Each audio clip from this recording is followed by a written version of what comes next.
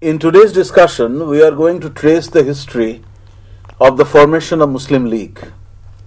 We all know that during the last decade of the 19th century, the Muslim elites, particularly in northern India, had been activated by an acute community consciousness. But at the time when Muslim League was formed in 1906-1907, some nationalists looked upon this as a sort of a command performance by the Muslim leaders at the prodding of Lord Minto. Now, whether it was a command performance or the foundation of the Muslim League can be explained in terms of the larger processes remains an important question for us to address. Sir, what is this command performance? This idea of the command performance is that before the Muslim League was formed, and this was formed when the Muslim Educational Conference actually met at Dhaka in December 1906.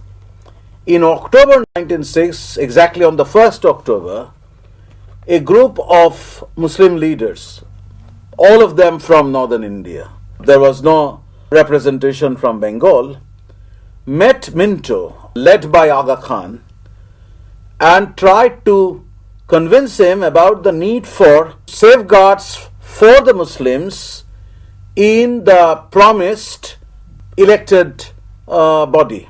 The kind of electoral reform that the projected reforms actually suggested alarmed them, and they went to Minto asking for safeguard.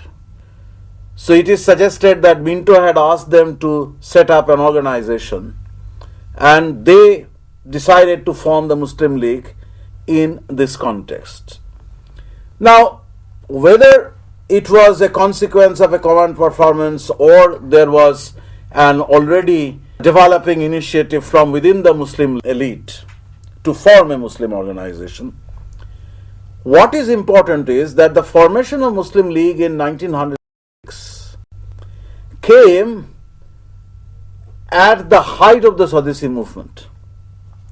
So one may presume that at the time when the Swadeshi movement needed a greater amount of support from within Indian society, including the support of the Muslims, the decision to form Muslim League in order to press home certain advantages with regard to the reformed legislature that Morley and Minto had proposed had certainly introduced a very powerful dissenting element within the nationalist movement.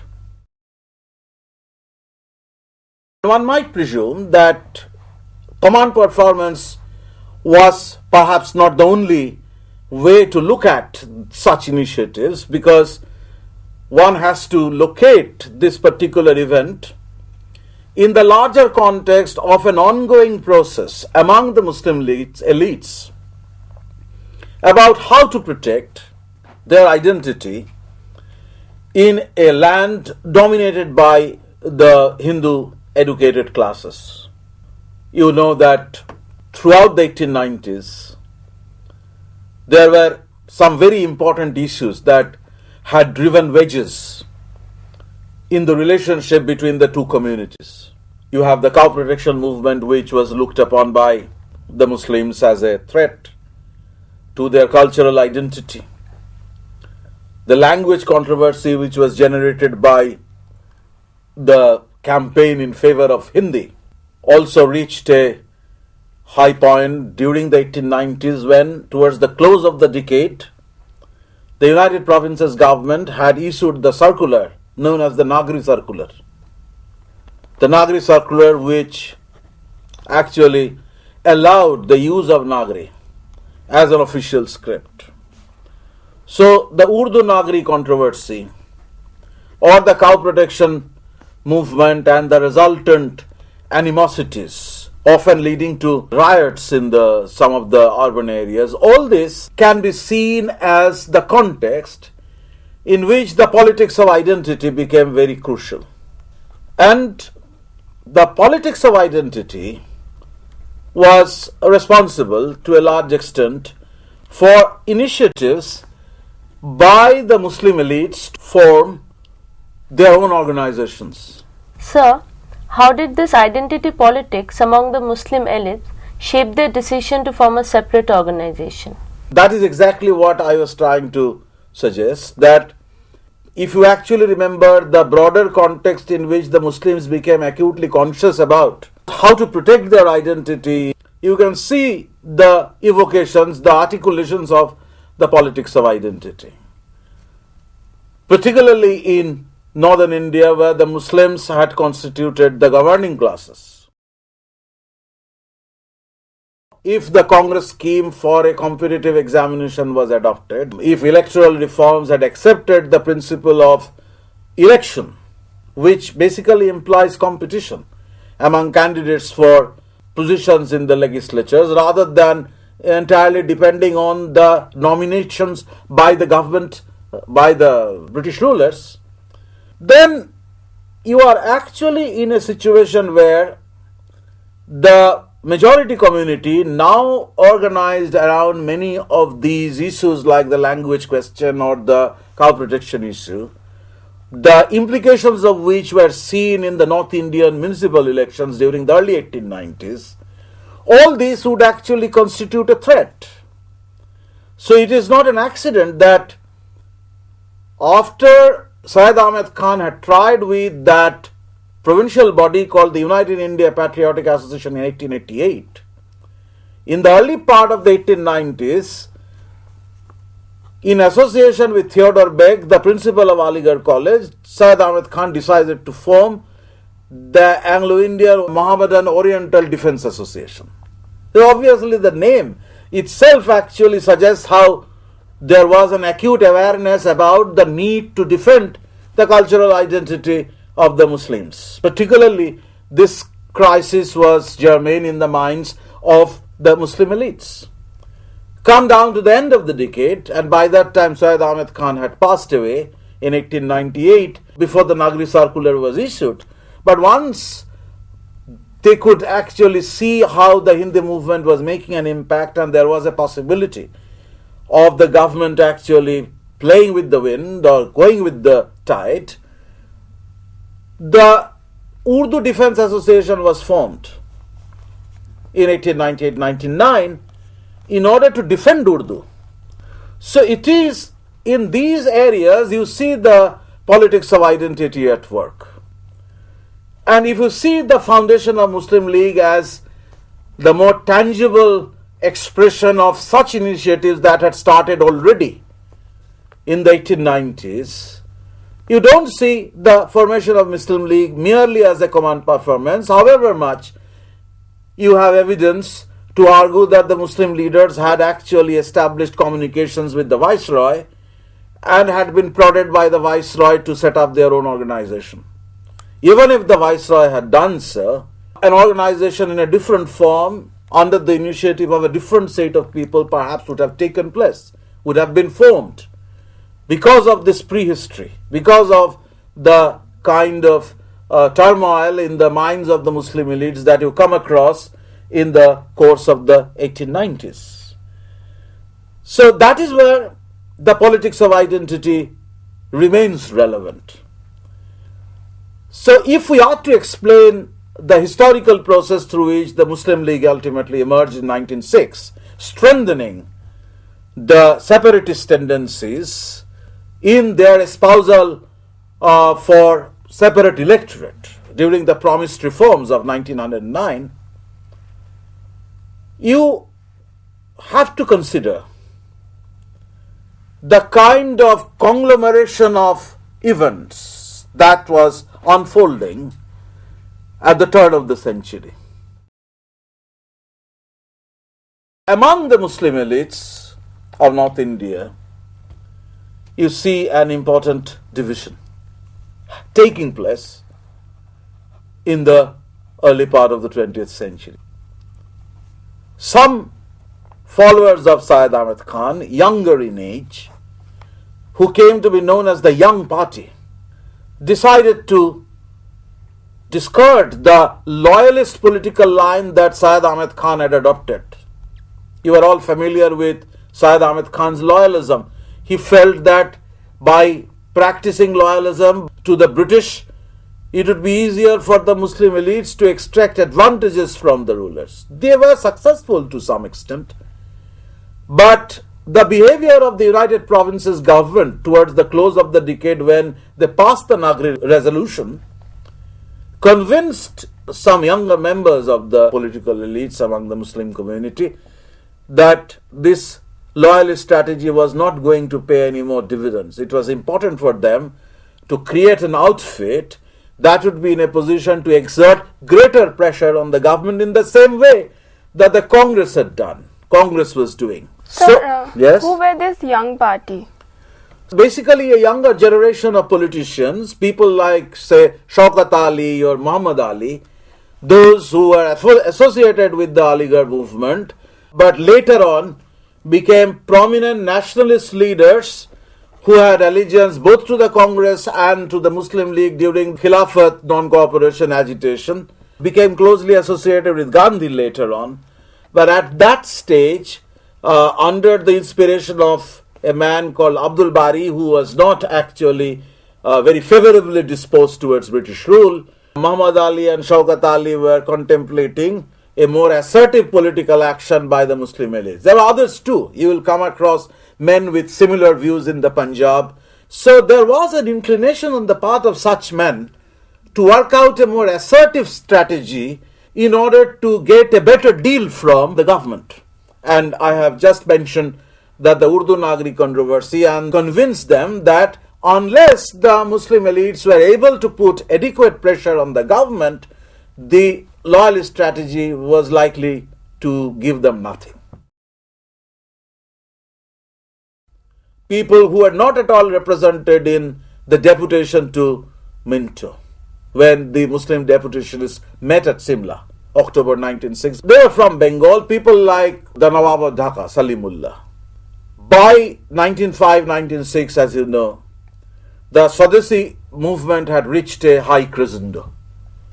And predictably, the government adopted repressive measures. The government of the newly created province of Eastern Bengal and Assam, Bamfil Fuller was the lieutenant governor, was particularly oppressive. But despite all these repressive measures, it became difficult for the government to contain the gradual ascendancy of the Swadesi Samitis in the Eastern Bengal districts. The repressive measures, on the contrary, had created an extremely adverse reaction in the British press, for which reason the Liberal Secretary of State and John Morley, the great liberal scholar, was very indignant about the manner in which Bamfil Fuller's regime was accused of unleashing extreme repressive measures.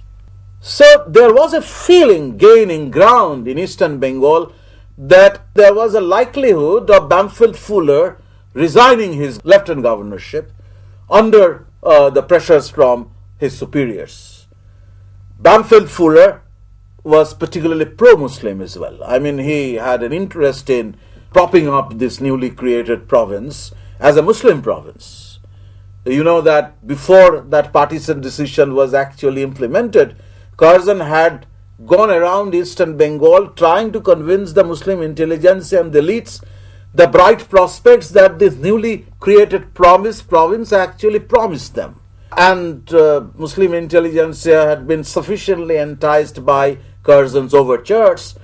So Fuller actually kept on harping on this tune by suggesting that the new province was going to be a heaven for the Muslim elites. So the kind of interest that the Muslim elites had developed in the newly created province also was the reason why the idea that Fuller might resign was a source of great consternation among people like the Nawab of Dhaka. So there was an initiative on their part as well to defend the partition at a time when the Congress was up in arms against the partition decision and had gone to the extent of adopting boycott resolution. The intensity of the Swadeshi movement, the Congress's acceptance of the boycott resolution, and then the possibility of Fuller resigning his lieutenant governorship were enough reasons for the Muslim elites of Eastern Bengal to feel somewhat nervous about the future. So in an attempt to defend the partition, in an attempt to defend the interest that they had already developed in this newly created province, there was an urgency on their part as well to form a separate organization of the Muslims. So on the one hand, you have this young party of Aligarh who are keen to follow a more assertive strategy, and the implications of this change would become very clear during the next decade, particularly after the war, when the Khilafat agitation would be able to draw in many such men. So there was a change of mood, there was a change of temper. On the other hand, you have the men like Salimullah, the Nawab of Dhaka, who were keen to protect the interest that the government had created among the Muslim elites in this new province. So these two things converged, and you may look upon these as the political processes that eventually led to the formation of the Muslim League in 1906.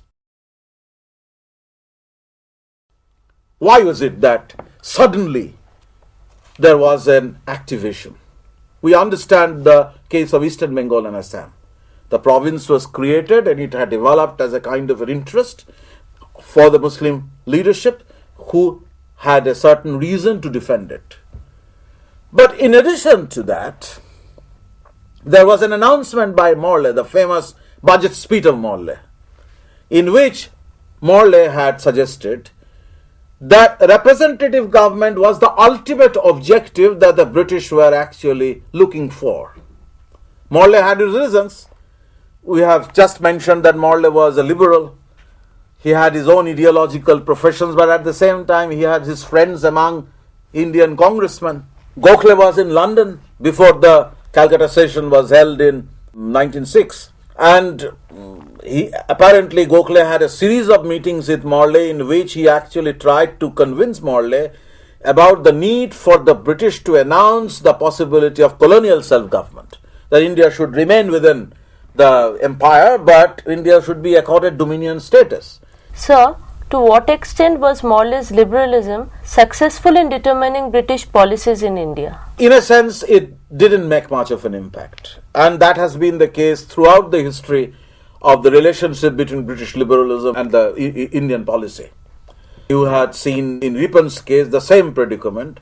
Ripon wanted to implement certain reforms which could not be implemented because of the resistance from within the bureaucracy. Morley also had his good intentions perhaps, but Morley never actually endorsed Gokhale's demand that India deserved colonial self-government. But Morley was willing to introduce elements of electoral representation in the legislative councils, both at the imperial level and at the provincial level. He was willing to associate Indians in the day-to-day governance of the country by opening the gates of the Executive Council for a larger number of non-official Indian members. He was willing to reduce the control that the officials usually exercised over these legislative bodies.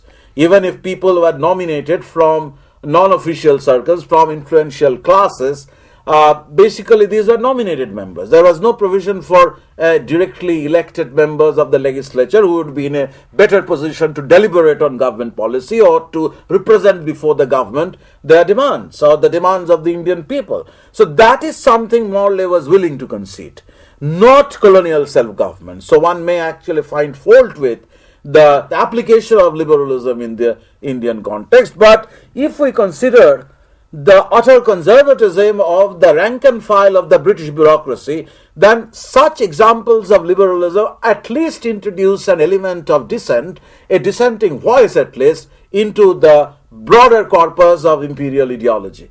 Minto, on the other hand, was not even willing to give these concessions. Minto, who succeeded Curzon, wished to retain the bureaucratic control over all these legislatures. When this particular announcement was made by Morley, there was predictable unease among the Muslim elites who felt that just in the same way the municipalities had come to be dominated almost entirely by the elected majority, the same story would be repeated in the legislature.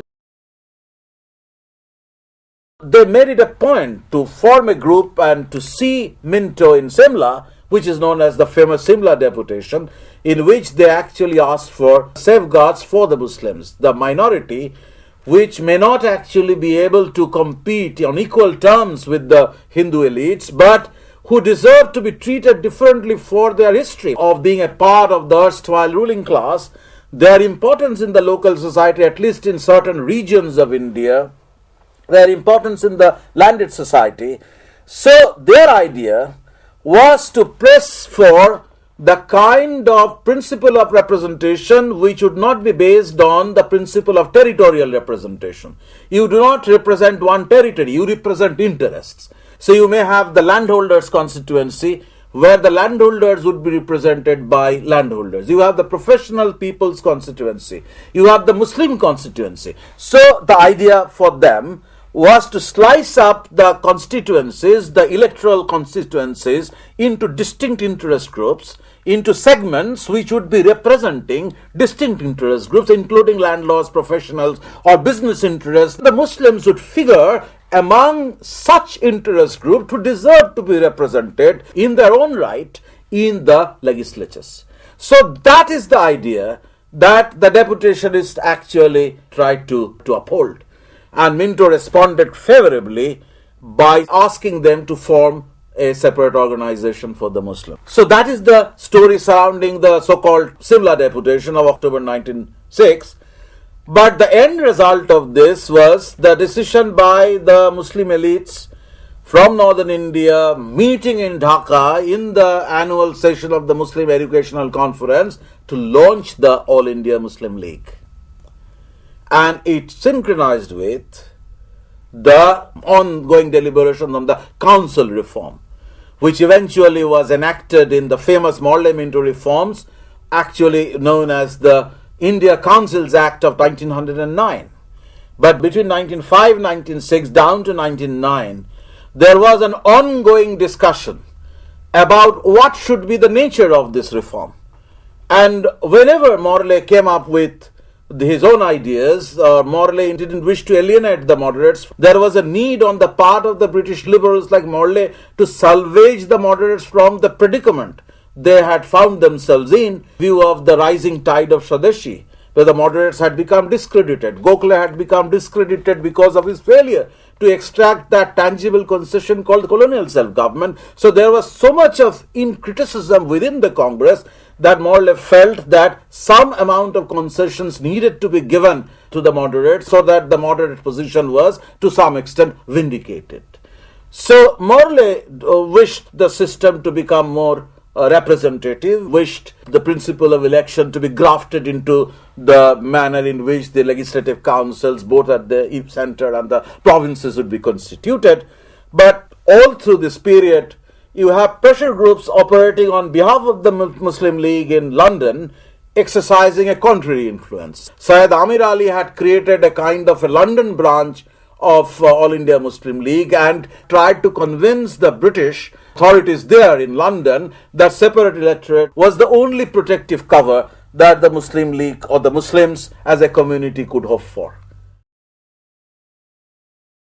By one stroke, the separate electorate turned a religious group into a political interest, imposed an element of homogeneity on a community which was otherwise fragmented along class lines, along linguistic lines, along regional lines. There was no element of commonness between a Muslim peasant in eastern Bengal or in Malabar and the Urdu-speaking Sharifs of northern India. But by one stroke, the government was succeeded in imposing a certain kind of homogeneity on the Muslim community in the political sense, even though one might argue that this particular measure that was adopted in 1909, because of the very restricted franchise of that time, did not allow the inclusion of the large number of Muslim peasants of the countryside to become a part of the electorate. It remained in any case a very limited electorate, but in the long run, the manner in which this kind of a homogeneous political interest was invented by the British through this maneuvering. The implications were realized later when, on the basis of these early experiences, the Muslim League came up with the demand for a separate state. Of course, it came later. In between, you have a very tortuous history, and one might not be actually right in arguing that the separate electorate of 1909 actually allows you to draw a straight line from 1909 to 1940 in Lahore, where the demand for Pakistan was raised, the Pakistan resolution was adopted. One cannot actually imagine a straight line between the two events. You have many slipshots, many slippages coming in between that eventually made the separate electorate the basis on which the demand for a separate state was raised. But then one might also look upon the separate electorate of 1909 as a very important turning point. So you come to the next decade, the decade that begins with the transfer of capital to Delhi from Calcutta, the decision to annul the partition of Bengal, while at the same time the decision to separate Bihar and Orissa from Bengal presidency to create a separate province. That was the decade when we come across tendencies of Muslim League and the Congress coming together.